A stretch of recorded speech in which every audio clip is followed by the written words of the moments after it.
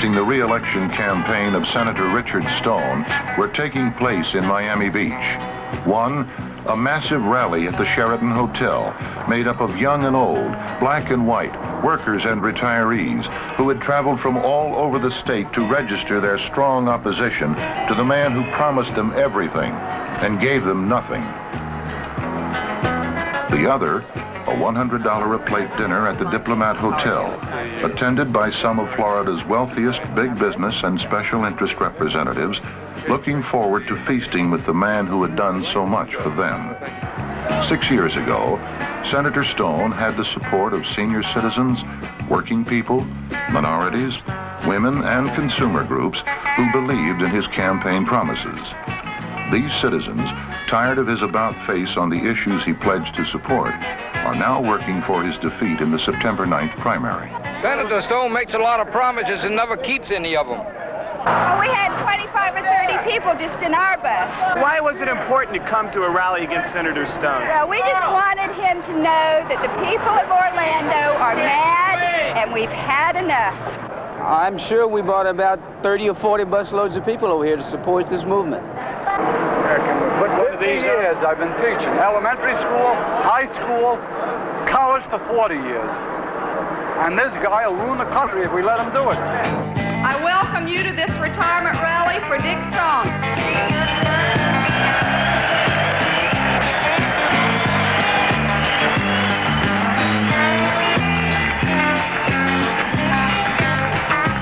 Ed Stevenson, president of the South Florida AFL-CIO, opened the rally. To those of you from Tampa, Orlando, West Palm, Jacksonville, throughout the state of Florida, Okeechobee, and the Panhandle, welcome to Dade County, and thank you for coming. It's my honor and privilege to introduce to you the president of the state AFL-CIO, Dan Miller.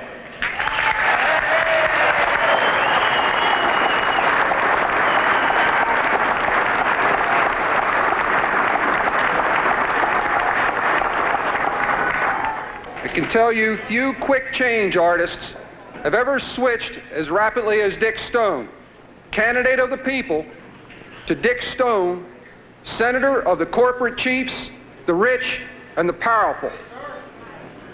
Few have achieved such a swift and total transformation from candidate Jekyll to Senator Hyde.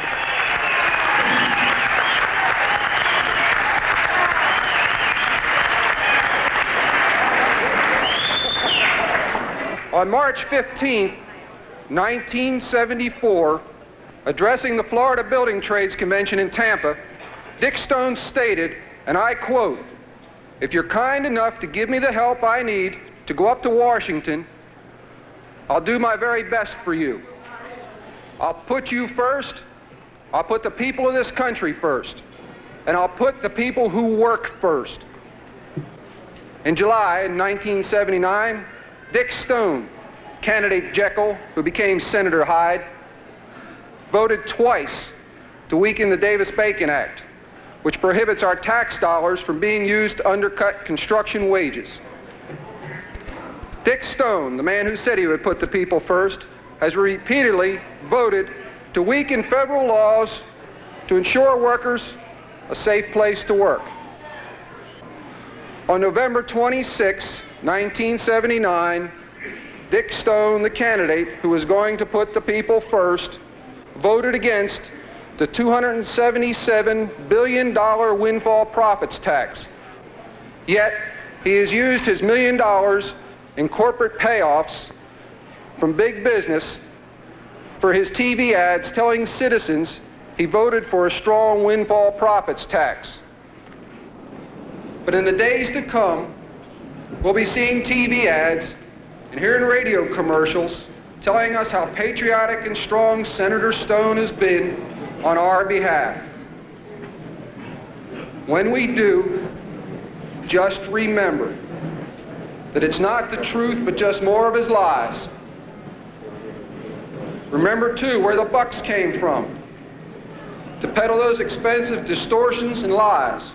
Senator Stone has received contributions from many major oil and utility companies throughout the country, and, of course, the maximum allowable under law from Florida Power and Light. These companies have played a major part in the financing of his re-election campaign. The wheel has come full circle. It's up to us to put the people first by defeating Dick Stone on September 9th.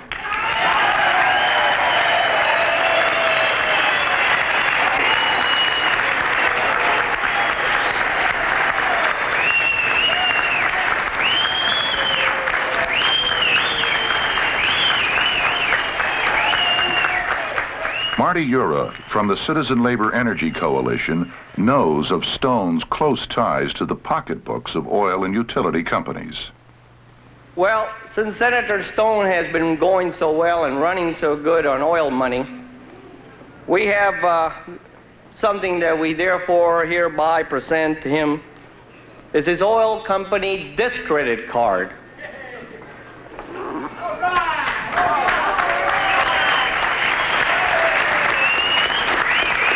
Please note, it expires in 1980.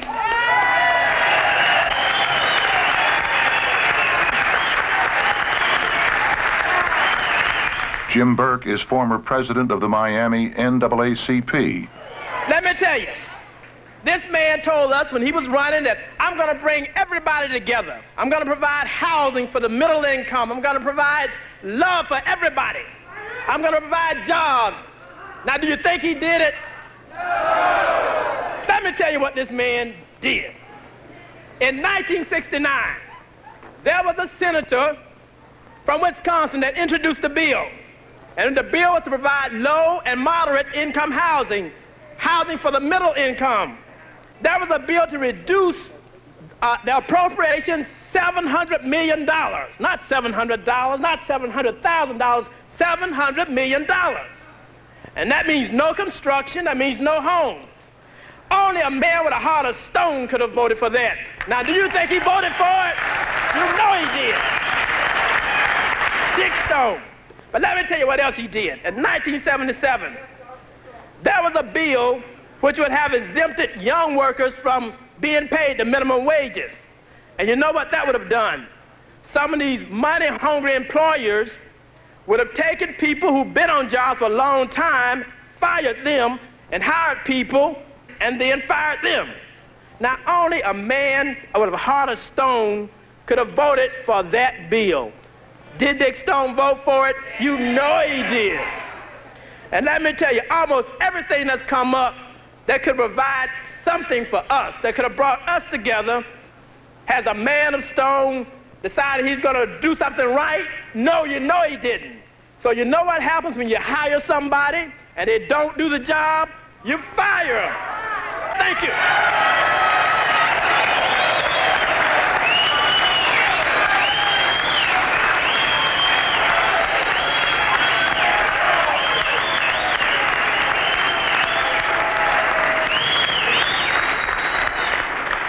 Max Serchik, president of the Florida Council of Senior Citizens, explains why retirees are working against the re-election of Senator Stone.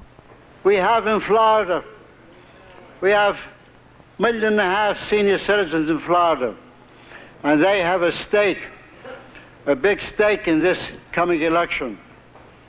What happens in Washington will affect us vitally. And it was very interesting for me to hear Dan Miller speak about the problems of the seniors. I'd love to hear that, because we also speak about the problems of the workers. And between the two, we have a coalition that can't be broken. We understand each other's problems.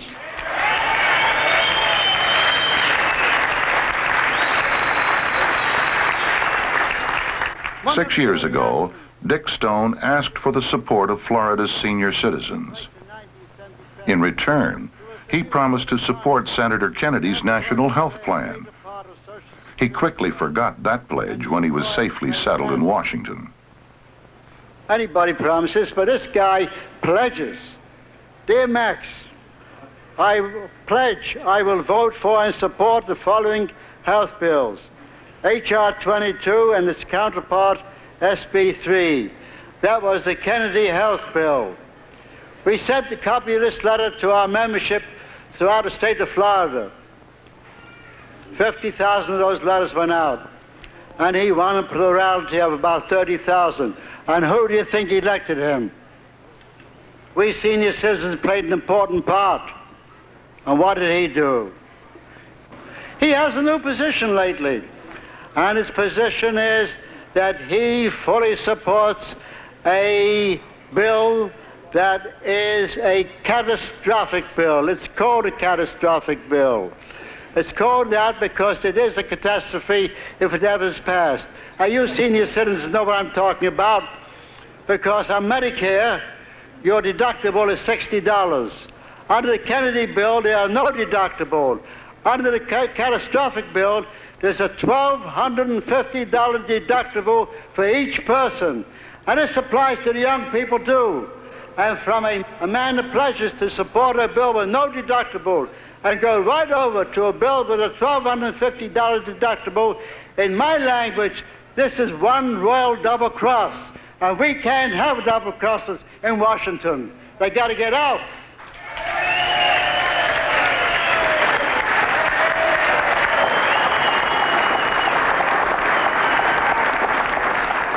Joe Martin is president of the Florida Building and Construction Trades Council.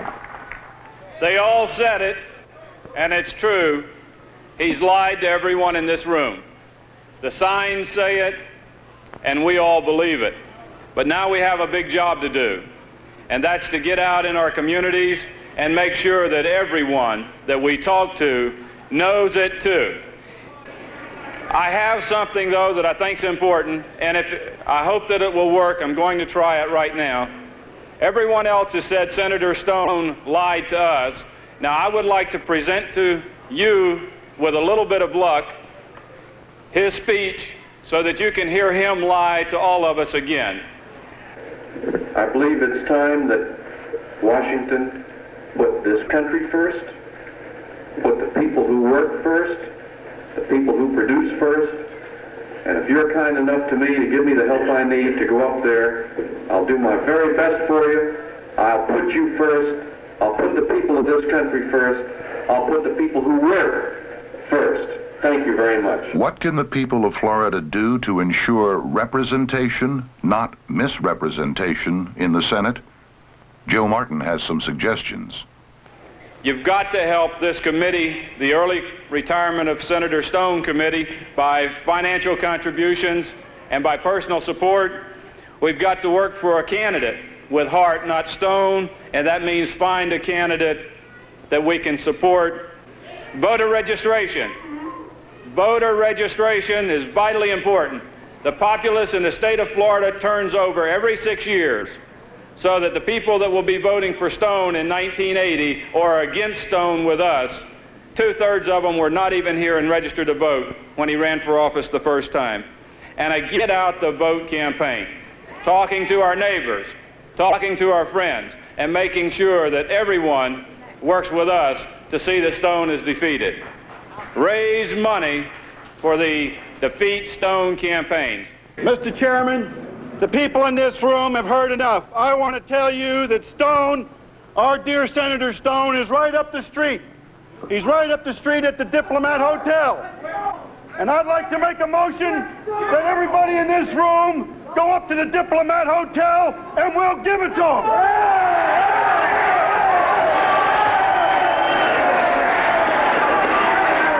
And they went. The group marched from the rally site to the fundraiser to give a message to Senator Stone. We voted you into office, and now we're going to vote you out.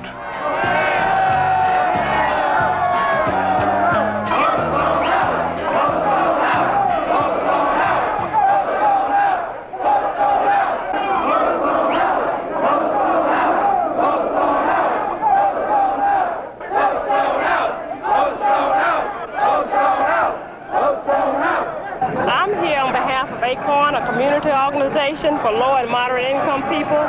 We're here to support the early retirement of Senator Stone because all the bills that come up before him concerning low and moderate income people, he has voted against.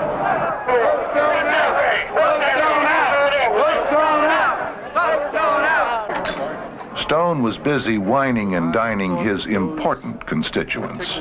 And he'll have more time to spend with these friends after September 9th.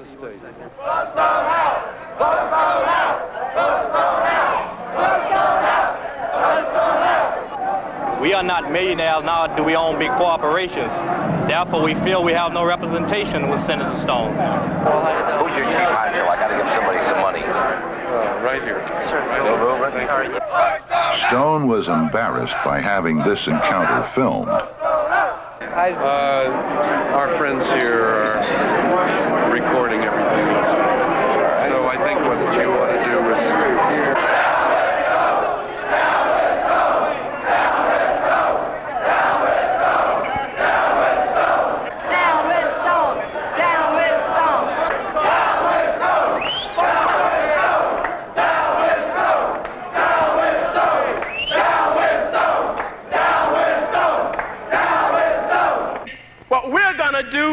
Is we're going to tell Dick Stone it's time for you to go out and get a job, because on this one, you are fired.